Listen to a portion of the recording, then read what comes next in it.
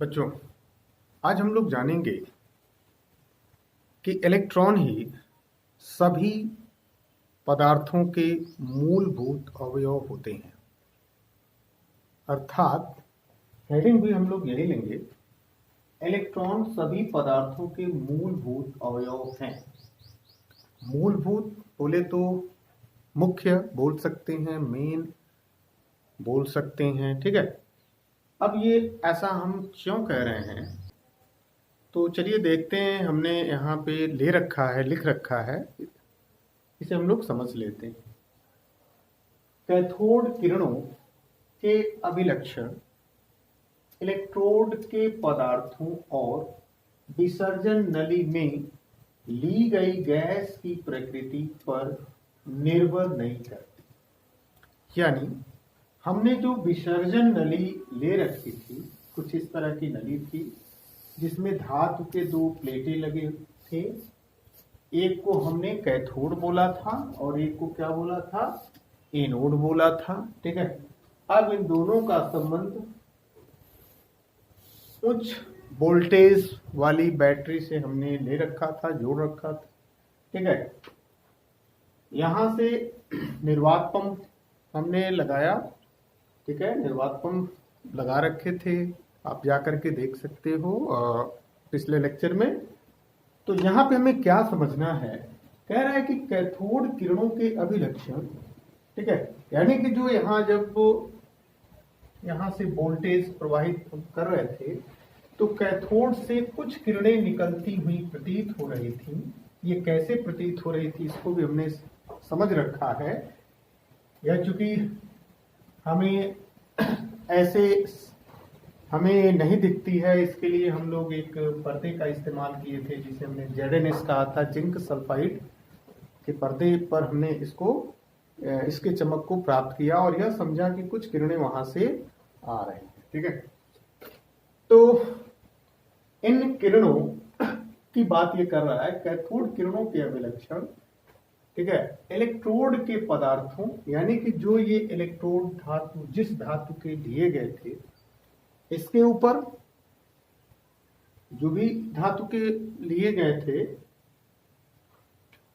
Electrode, ठीक है, इसी को कहते हैं ये जो कैथोड और ये जो एनोड है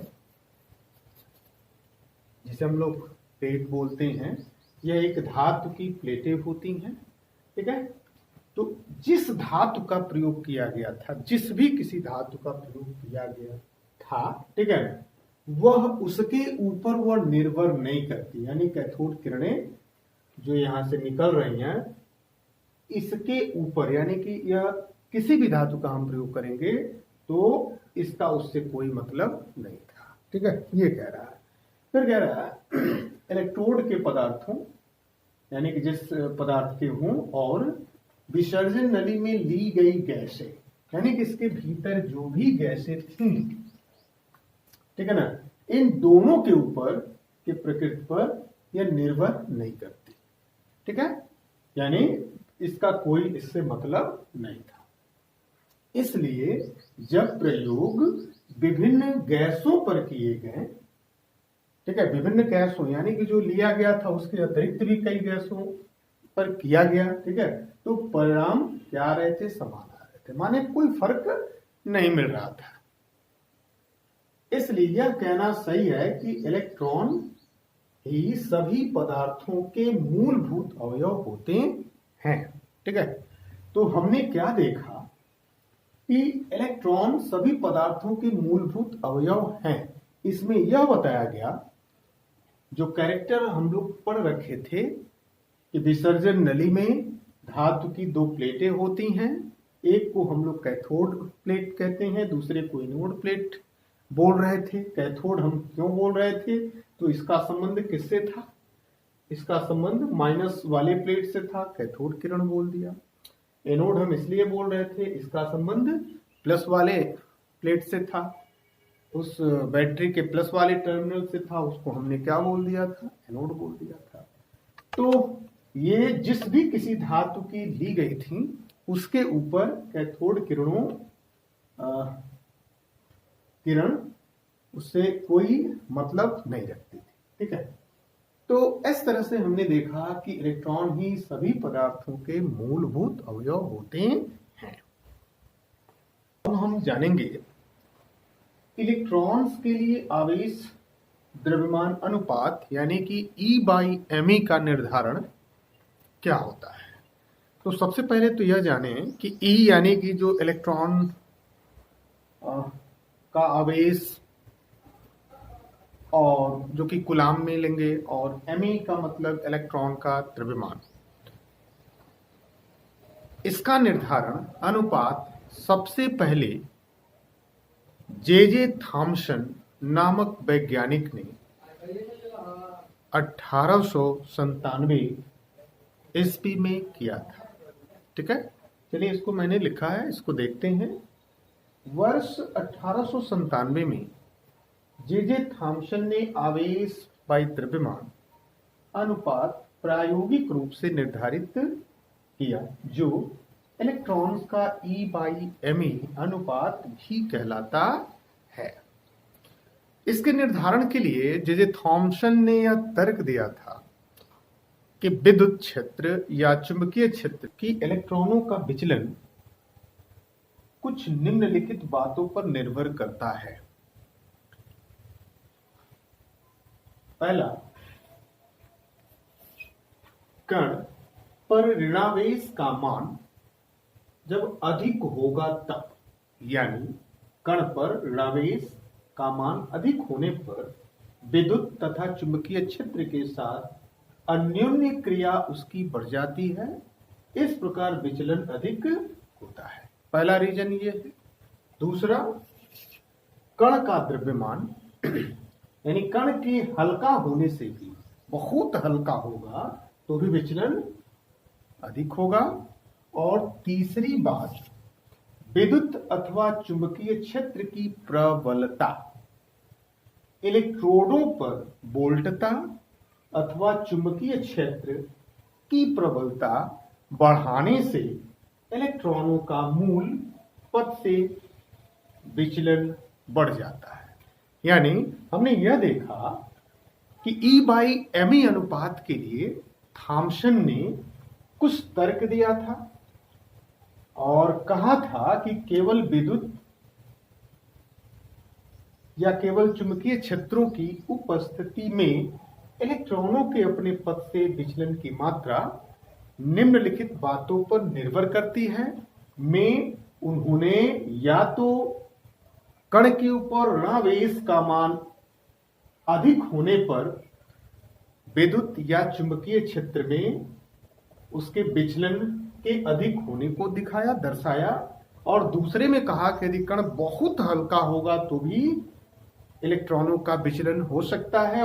और तीसरे में उन्होंने कहा कि विद्युत अथवा चुंबकीय क्षेत्रों की प्रबलता अधिक होगी, अर्थात जो इलेक्ट्रोड लिए गए होंगे उनमें वोल्टता अथवा चुंबकीय क्षेत्र की प्रबलता को बढ़ाया जाए तो इलेक्ट्रॉन का मूल पथ से विचलन बढ़ जाता है।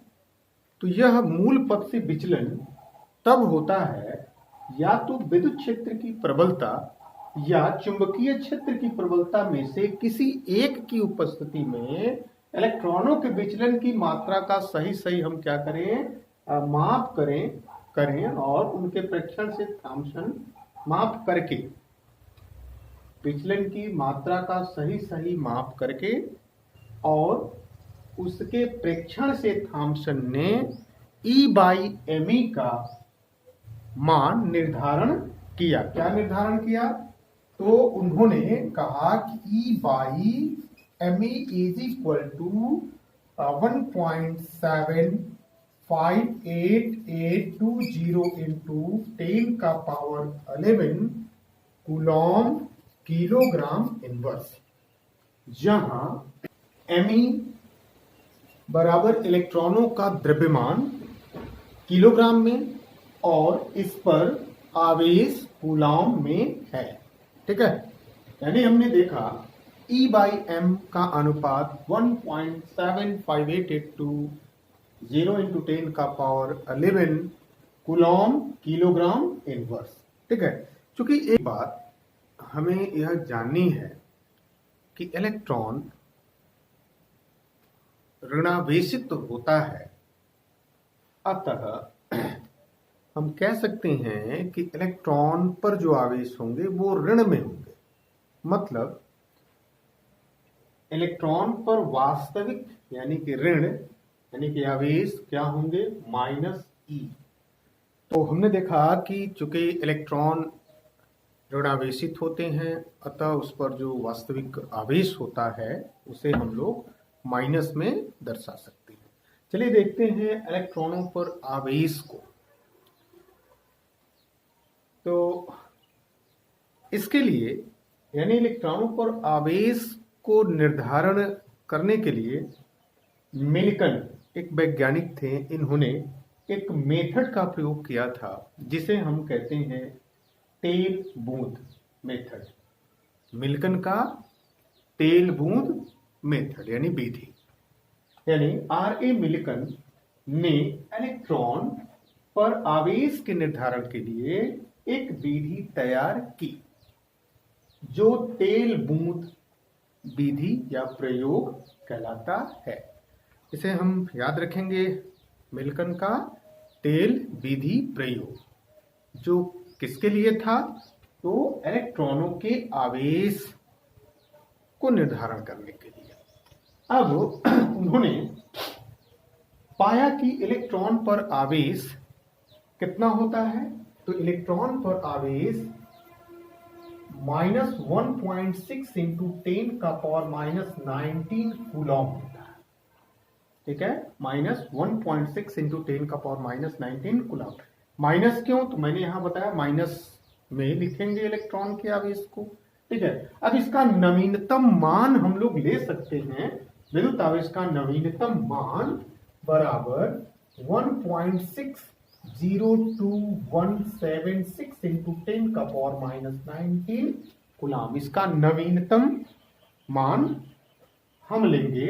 अब क्या करेंगे कि थॉमसन के E/m का अनुपात इन मान के परिणामों से संयुक्त करेंगे तो इलेक्ट्रॉन के द्रव्यमान का भी हम निर्धारण कर सकते हैं। तो चलिए देखते हैं, यहाँ पे हमने E/m के अनुपात को देखा था 1.758820 इंटू 10⁻11 कूलॉम किलोग्राम इनवर्स। तो हम यहाँ पे इसका निर्धारण कर लेते हैं। सूत्र क्या होगा किसका, इलेक्ट्रॉनों का द्रव्यमान Me का निर्धारण, यानी कि Me is equal to E/me।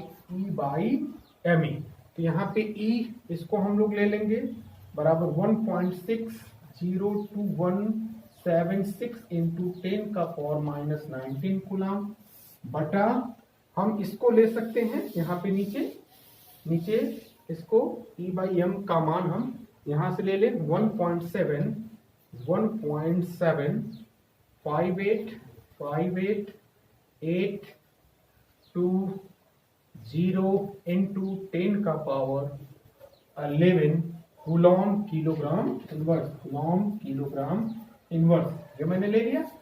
ठीक है, अब इसको हल करेंगे तो ये आ जाएगा 9.1094 इंटू 10⁻31 किलोग्राम।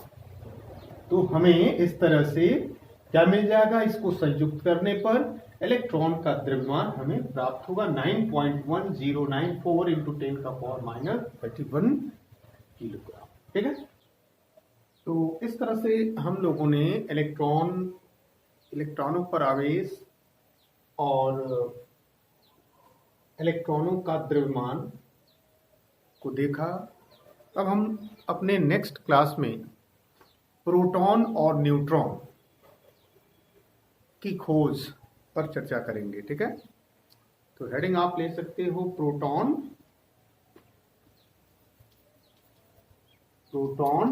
और न्यूट्रॉन।